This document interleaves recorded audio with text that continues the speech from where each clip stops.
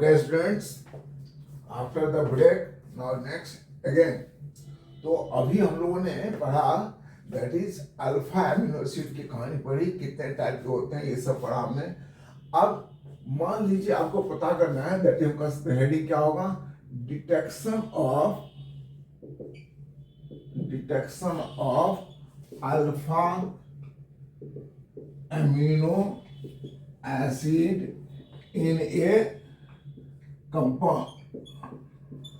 कोई आपको कंपाउंड हमने दे दिया, मान ली कंपाउंड इस बीकर में ए है, सॉरी बीकर बनाना पड़ेगा ना, इस बीकर में ए है और इस बीकर में कंपाउंड बी है। तो हमें पता लगाना है कि किसमें अल्फा एमिनो एसिड है और किसमें नहीं है। तो हम क्या करेंगे, हम बीकर ए और बी दोनों में हम डालेंगे निनहाइड्रीन, NIN, निनहाइड्रीन एक कंपाउंड होता है। हम लोग जो कंपटीशन वाले बच्चे हैं उनको बताएंगे, अभी तो आपके लिए इतना ही काफी है। तो दोनों हम क्या डालेंगे, निनहाइड्रीन, राइट। तो कहता है the solution which gives purple coloration with ninehyddine is alpha amino acid. तो क्या होगा, इज अल्फा एमिनो एसिड, और this test is known as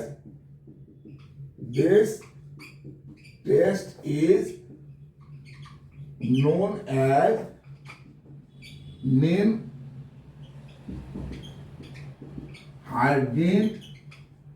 test of alpha amino acid. तो ये हम टेस्ट कैसे करेंगे, और करेंगे तो किस केमिकल से करेंगे, और केमिकल को डालेंगे तो कौन सा कलर आएगा, ये तीनों बातें हमने लिखा, नोट कर लीजिए जल्दी से।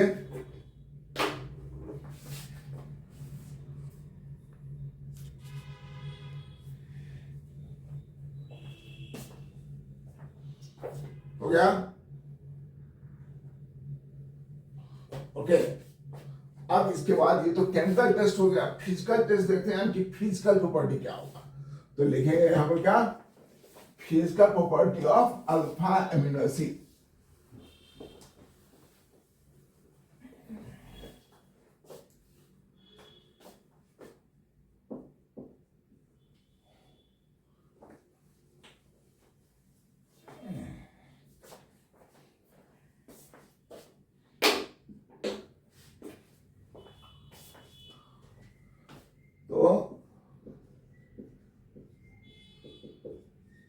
फिजिकल है ना,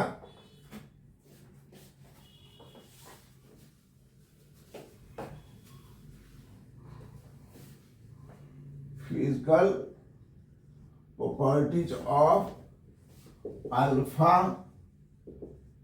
एमिनो एसिड।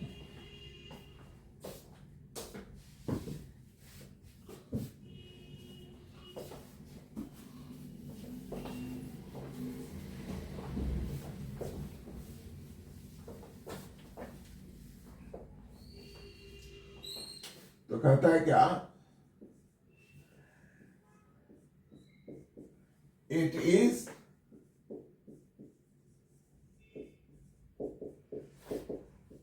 Crystalline, right. ये क्रिस्टलाइन होता है, और जब क्रिस्टलाइन होगा तो मेल्टिंग पॉइंट क्या होगा, इसका हाई होगा, है ना। Crystalline having high melting point, है ना, हैविंग हाई मेल्टिंग पॉइंट, ठीक है।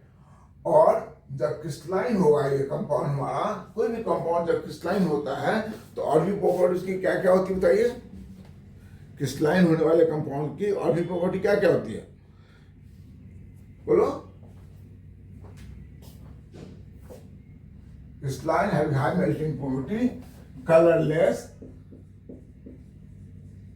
कलरलेस। अब देखो ये मार्कर हमने अभी खोला है ना, जैपनीज बुलेट टिप बोलता है इसको, और आज ही एक पैकेट लाए हैं, लेकिन कहाँ डिप आया है, कलरलेस। दूसरा प्रॉपर्टी है कि it is, that is insoluble in non-polar solvent। Non polar solvent मतलब हो गया जैसे कि पेट्रोल, बेंजीन, CCl4, ETC में सॉल्युबल नहीं है, but soluble in the polar medium, polar medium like water, ये वाटर में soluble है।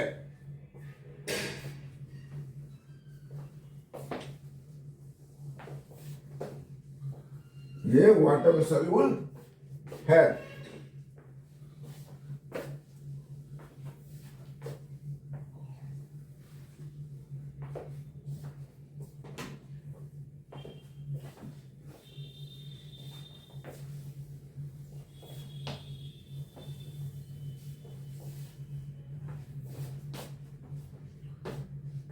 कहता है कि इट्स aqueous solution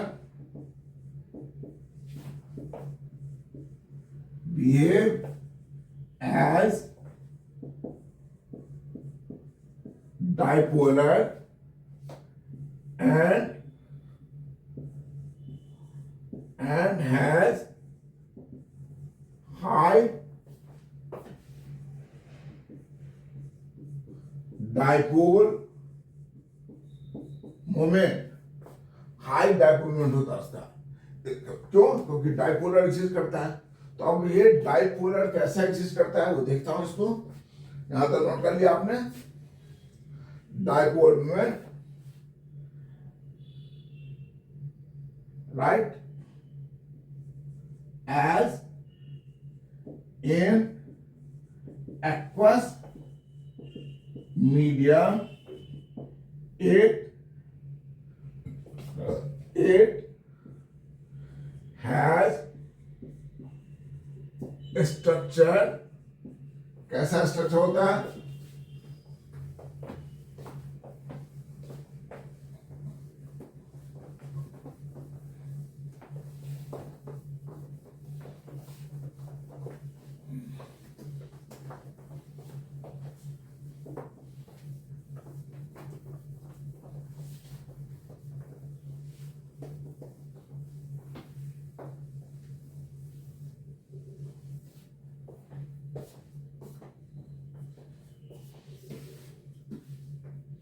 देखो कहता है क्या कि as alpha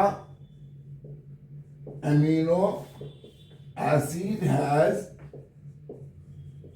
both NH2 and COOH group, right? So hydrogen ion from COOH shift to basic NH2 group and it exists as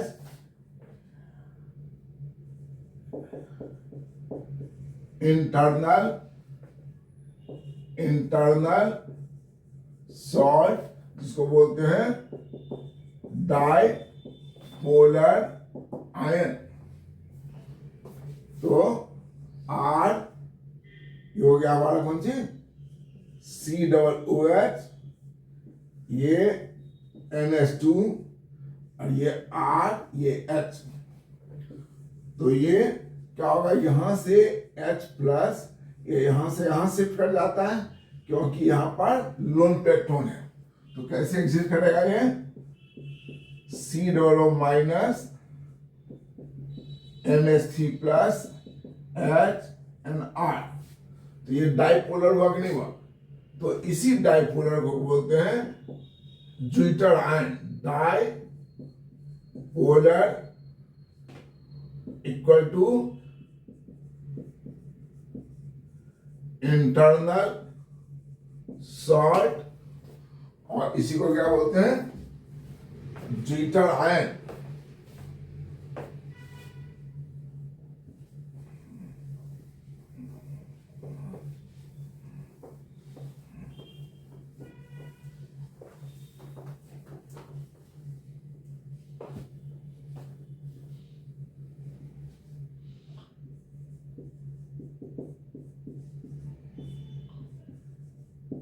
और इसको क्या बोलते हैं, ज्विटर आयन। ठीक है, तो जब एक ही सॉल्ट में, एक ही कंपाउंड में प्लस एंड माइनस दोनों एग्जिस्ट करता है विद इन द मॉलिक्यूल, इसलिए क्या बोलते हैं, इसे इंटरनल सॉल्ट बोलते हैं। ठीक है, राइट। और चूंकि दोनों है इसमें, इसलिए क्या होता है, ये न्यूट्रल होता है। ओके, तो ये हमारा हो गया ज्विटर आयन।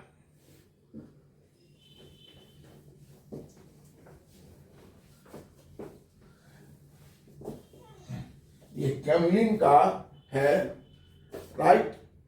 और आप कह सकते हैं कि इसका परफॉर्मेंस बहुत बेकार है।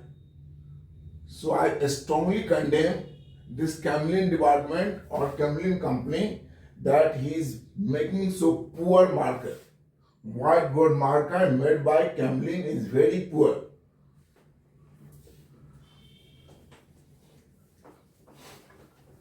और या नहीं तो जिस दुकान से मैंने लिया है वो डुप्लीकेट बेचता है, तो मैं कंपनी को कंप्लेन करूंगा। अगर ये इस तरह का मार्कर बनाता है तो मैं इसे कंप्लेन भी करूंगा।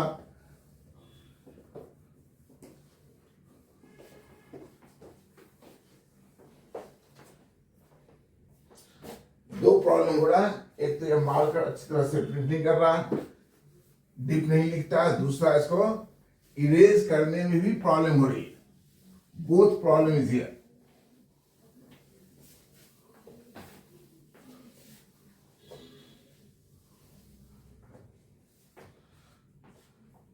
इस ज्विटर आयन को हम ऐसे भी लिख सकते हैं, that is CH NH3 plus and C double minus, right. इसको ऐसे भी बोल सकते हैं। अब देखो इसमें क्या है कि आपको याद होगा कि जब R का वैल्यू H होता है तो क्या होता है, ये हमारा कार्बन कायरल नहीं है, तो क्या लिखेंगे, when R is equal to H in alpha amino acid, then its carbon is not chiral। chiral का दूसरा नाम क्या बोलते हैं, asymmetric। and this alpha amino acid is, this alpha amino acid is glycine। so glycine is optically inactive। एकमात्र यही alpha amino acid है जो ऑप्टिकली इनएक्टिव होता है, और सारे के सारे alpha amino acid optically active होते हैं।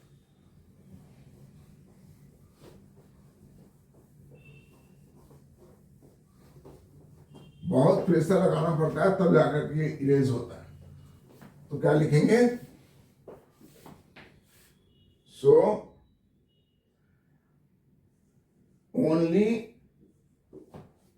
glycine is optically inactive, rest all alpha amino acid alpha amino acid is optically active, right. सिर्फ एक अल्फा में से जो ग्लाइसिन है वह उसका कार्बन कार्बन नहीं है, इसलिए ऑप्टिकली इनएक्टिव है। रेस्ट सारे ऑप्टिकली एक्टिव होते हैं, राइट। ओके, अब देखो नेक्स्ट पॉइंट नोट कर लिया आप लोगों ने, जल्दी से देख लीजिए।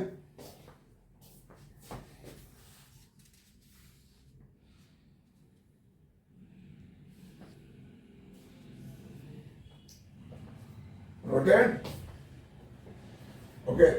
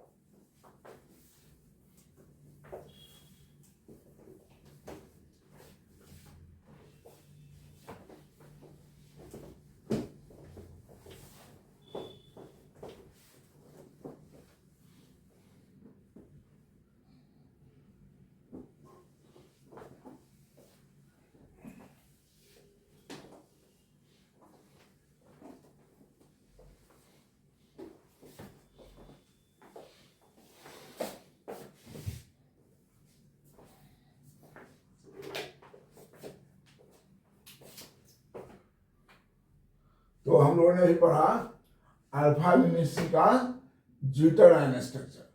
सो that is zwitter ion structure of alpha amino acid. हम दोबारा क्यों लिख रहे हैं, देखिए R H NH3 plus and C minus, right. Okay, अब ये R का वैल्यू डिफरेंट होने से ही तो डिफरेंट अल्फा एमिनो बनते हैं, लेकिन इसमें दो डिफरेंट आयन तो है, निगेटिव और पॉजिटिव। तो देखो हमने एक बीकर लिया, इस बीकर में इसको डाल दिया और दो इलेक्ट्रोड डाले, एक ये पॉजिटिव और ये निगेटिव, और इसको बैटरी से जोड़ दिया। तो आप जानते हैं छोटा वाला निगेटिव होता है, पॉजिटिव वाला होता है। ओके, अब क्या होता है यहां पर, आपको मैंने बताया था कि R का वैल्यू चेंज होने से या एसिडिक या बेसिक होगा। ओके, अब मान लीजिए हमने यहाँ ज्यूटर आयन रखा, अल्फा एमिनो एसिड रखा, और हमने यहां इस मीडियम को एसिडिक बना दिया। एसिडिक मीडियम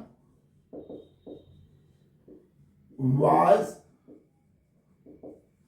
provided, यानी कि मतलब क्या हुआ, पीएच हमने लो रखा, तो पीएच लो रखा, एसिड दिया, एसिड दिया तो यानी कि आपने H प्लस दिया, तो H प्लस क्या करेगा, इससे कंबाइन किया तो वो क्या कन्वर्ट हो जाएगा ये।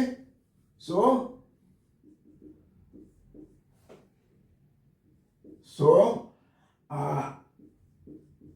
नेक्स्ट स्ट्रक्चर क्या होगा, ये R, ये NH3 प्लस ये H, और ये क्या हो जाएगा हमारा, यहां पर COOH हो जाएगा। यानी कि यह एसिडिक मीडियम में लो पीएच वैल्यू पर क्या हो गया, केटायन हो गया। और तब अगर इलेक्ट्रिक फील्ड अप्लाई करेंगे तो केटायन कहां जाएगा, कैथोड की तरफ जाएगा, राइट। ओके, तो यानी कि हमने कहा कि एन अल्फा एमिनो एसिड, ठीक है, in low pH medium will exist as cation माने plus charge, So when electric field will apply, then this alpha amino acid will shift towards cathode. तो आपने क्या पढ़ा कि अल्फा अमीनो एसिड जो है वह लो पीएच वैल्यू पर कैसा एग्जिट करेगा, वो एग्जिट करेगा केटायन, सॉरी कहा गया exit as cation, and electric field apply करेंगे तो कहां जाएगा, कैथोड की तरफ जाएगा, राइट। फिर देखो दूसरा condition,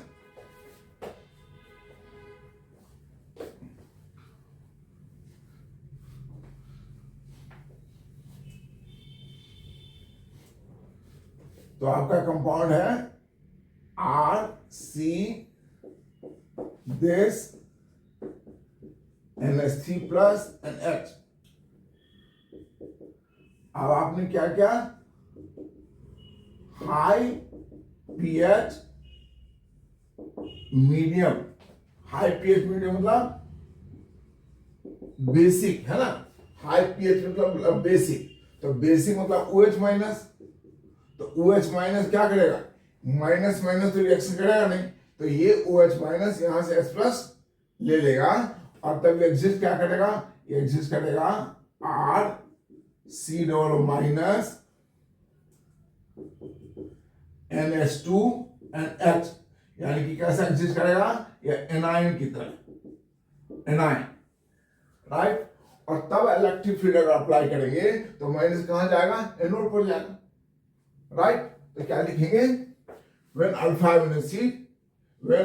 amino acid is placed in, is यहां लिखना पड़ेगा placed in, अब यहां लिखेंगे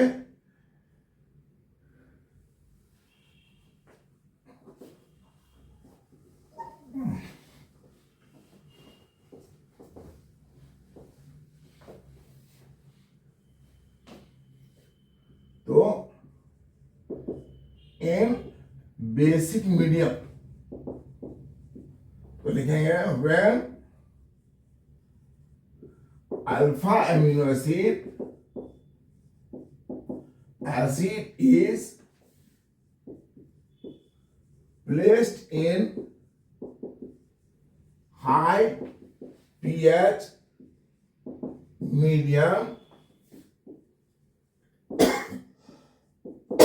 then it will exist as anion, and when electric field will apply, अगर इलेक्ट्रिक फील्ड अप्लाई करेंगे तो कहां जाएगा ये एनायन, एनोड की ओर, apply, then this alpha amino acid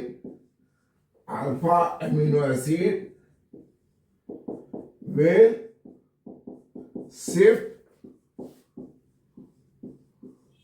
towards anode, right. तो अगर हम अल्फा अमीनो एसिड को अगर बेसिक मीडियम में डालते हैं तो वह कैसे एग्जिस्ट करेगा, एनायन की तरह, और इलेक्ट्रिक फील्ड अप्लाई करेंगे तो कहां जाएगा, एनोड की तरफ जाएगा, यानी कि अल्फा अमीनो एसिड या तो एनोड की तरफ या कैथोड की तरफ जाएगा अगर हम सर्टेन पीएच वैल्यू मेंटेन करते हैं तो।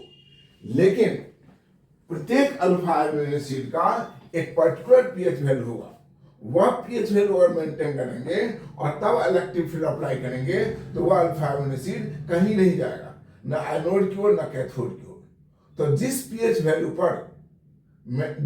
वैल्यू को मेंटेन करने पर हमारा अल्फा अमीनो एसिड न एनोड की तरफ जाएगा न कैथोड की तरफ जाएगा, इलेक्ट्रिक फील्ड अप्लाई करने पर वह पीएच वैल्यू उस अल्फा अमीनो एसिड का क्या कहलाएगा, आइसोइलेक्ट्रिक पॉइंट। क्लियर। तो क्या लिखा हमने, हमारा पॉइंट होगा that is isoelectric point.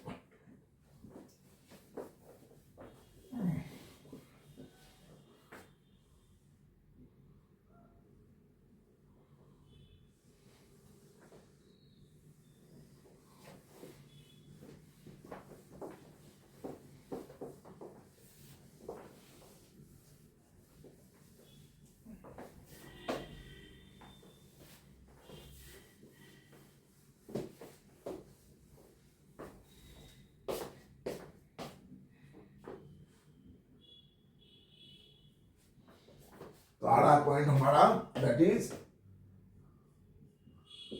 Iso electric point. लिखेंगे for every alpha amino acid there is a particular pH value which when applied and then if electric field is also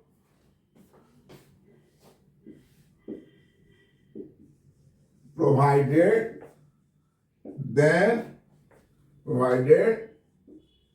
even then it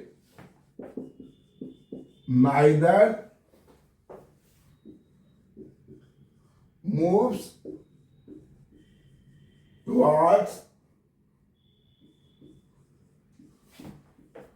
anode or cathode, then this pH value for that alpha amino acid is called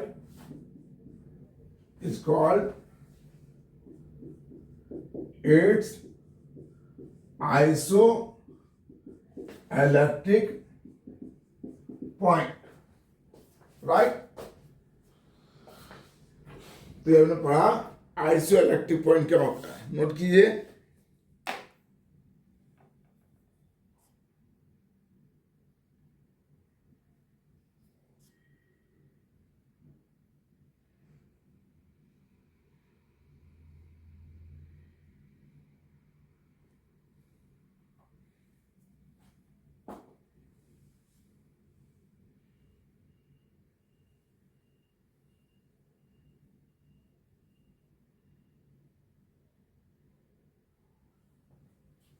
हो गया,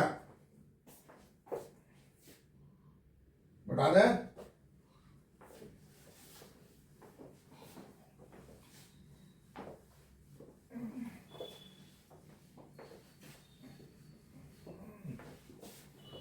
तो आप question पूछेंगे कि sir ये जो हमारा alpha amino acid होता है वो 3 टाइप का होता है, एसिडिक, बेसिक और न्यूट्रल।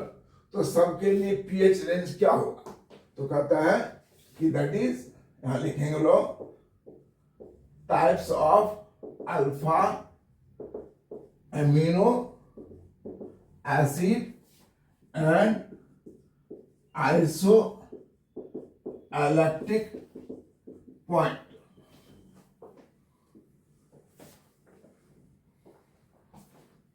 तो थोड़ा सा मैं लिखूंगा, आप एग्जाम आइडिया लगाएंगे। That is neutral alpha amino acid, isoelectric point क्या होगा? Acidic alpha amino acid, and तीसरा बेसिक अल्फा एमिनो एसिड। तो आपको इसका पीएच वैल्यू बताना है, सॉरी आइसोइलेक्ट्रिक पॉइंट बताना है। जल्दी बताइए, आप बताएंगे मैं लिखूंगा।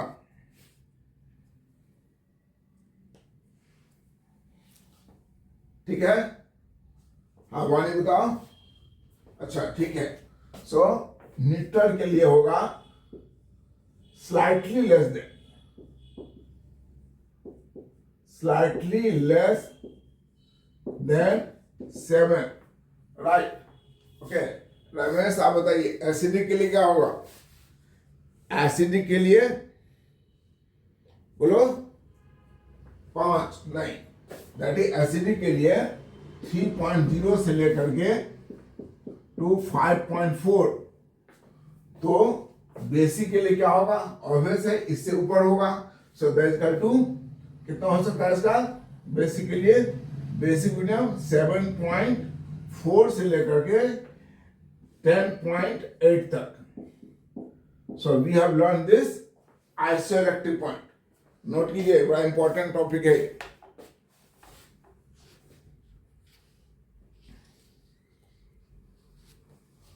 हो गया, एक मिनट का ब्रेक लूंगा, थोड़ा सा खड़े होते दुख जाता है भाई।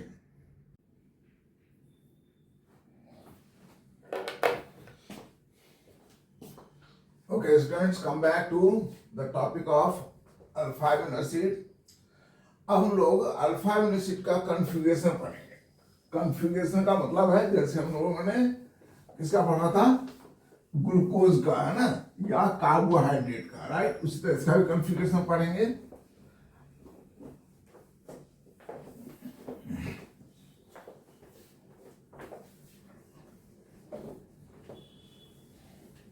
चलिए अब ये बताइए स्टूडेंट्स, हम लोग गर्मी के टाइम में ग्लूकोज पीते हैं, वो कौन सा ग्लूकोज होता है, आप पढ़ते होंगे, दुकानदार को तो भाई ग्लूकोन डी दे दे। क्या आपने कभी ग्लूकोन एल मांगा है? नहीं ना, ग्लूकोन डी मांगा है। यानी कि हमारे बॉडी में जो एंजाइम है वह सिर्फ ग्लूकोन डी को, यानी ग्लूकोज डी को डाइजेस्ट कर सकता है, एल को डाइजेस्ट नहीं कर सकता, राइट। डी और एल का हमने कॉन्फ़िगरेशन डिराइव किया था किससे, ग्लिसरॉल्डिहाइड से, याद आया, CHO COH H and CH2OH, इसका क्या नाम था, D प्लस ग्लिसरॉल्डिहाइड, है ना। तो इसका मतलब है एल का नाम फॉर्मूला क्या होगा, तो एल हो जाएगा CHO COH H and CH2OH। ये हो गया हमारा L माइनस ग्लिसरॉल्डिहाइड, है ना। ये हमारे बॉडी में, मतलब जिसका जो हमारा एल फॉर्मेशन होगा ग्लूकोज का, वो डाइजेस्टिबल नहीं है, राइट। तो अब बताइए हमारा जो अल्फा अमीनो एसिड है वो कौन सा डाइजेस्टिबल है, हमारे बॉडी में कौन सा अल्फा अमीनो एसिड डाइजेस्ट करेगा। तो इसका मतलब आप कहेंगे कि अल्फा अमीनो एसिड का स्ट्रक्चर बता दीजिए, तो ये लीजिए, तो that is equal to COOH C, ये क्या हो गया हमारा NH2, ये H और ये R, ठीक है। तो अब यहां पर R का वैल्यू जो भी रखे आप, तो कहता है जब NH2 लेफ्ट में होता है इसको हम बोलेंगे L माइनस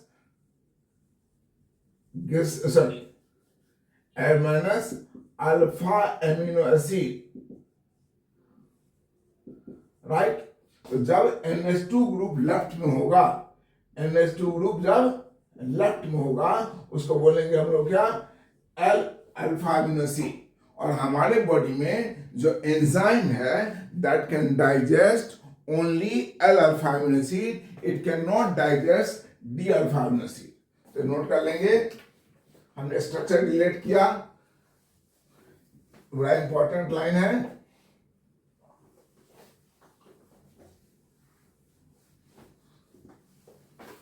तो क्या लिखा आपने, we can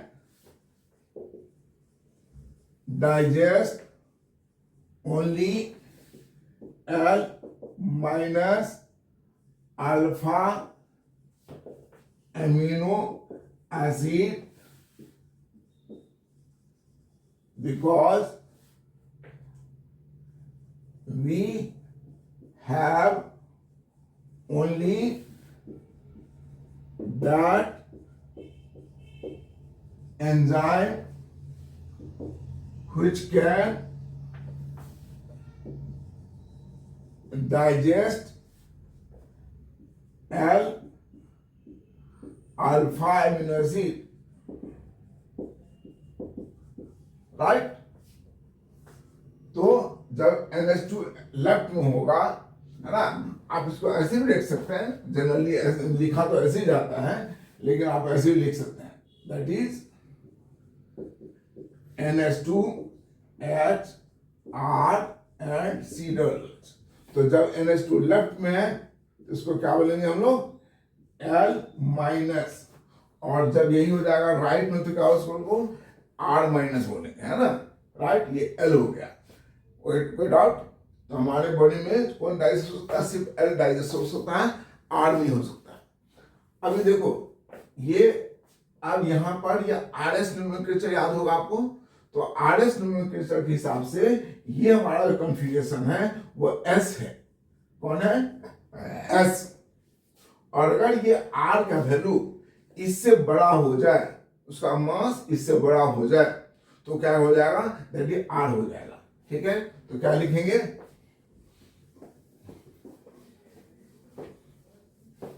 this is H S, और फिर लिखेंगे when value of R is bigger than C double OH, किसके हिसाब से, according to Cahn Ingold priority order, priority order, इसको क्या बोलते हैं, CIP, then it will be R, ठीक है।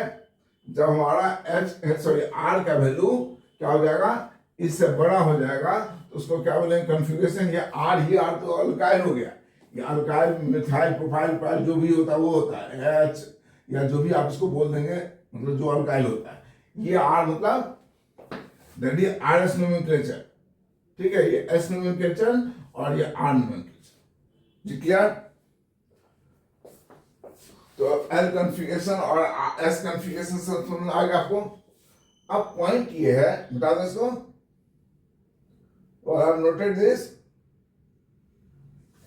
अब हम लोग करने जा रहे हैं प्रोटीन में ये अल्फा एमिनो एसिड कैसे एक दूसरे से जुड़ा रहता है, जल्दी नोट कीजिए।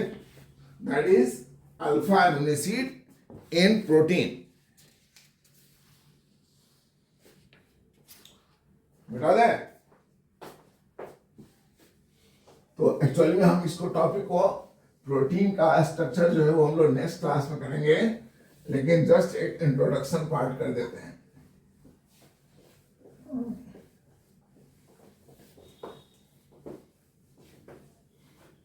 तो हमने पढ़ा था कि प्रोटीन मतलब large number of alpha amino acid जब जुड़ जाते हैं किसी नए बॉन्ड के द्वारा, तो पॉलीपेप्टाइड बनता है। अब पॉलीपेप्टाइड बहुत बड़ा हो जाता है तो क्या बन जाता है, प्रोटीन हो जाता है, ठीक है। So that is two topic आ गया यहां पर, पेप्टाइड बॉन्ड, ये क्या होता है ना, तो कहता है क्या, when सेम और सेम डिफरेंट, सेम तो नहीं लेंगे, सेम भी होता है, चलो, when सेम और different alpha amino acid condense through their C double OH, through their NH2 and C double OH functional group, right? ये मार्केट की कहानी कब खत्म होगी पता नहीं। Through their functional group, then the new functional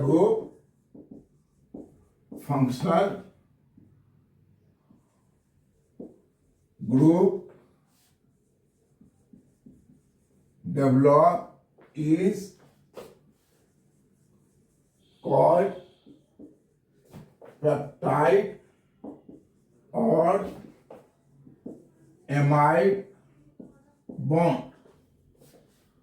तो देखते हैं कैसा होता है। तो अभी आपने कहा था कि हमारे ये जो अल्फा एमिनो एसिड है उसमें यहाँ क्या होगा R, यहाँ क्या होगा OH और इधर क्या होगा NH2। जनरली हमारे L अल्फा एमिनो एसिड होते हैं, दूसरा भी ऐसे ही लिखेंगे आप।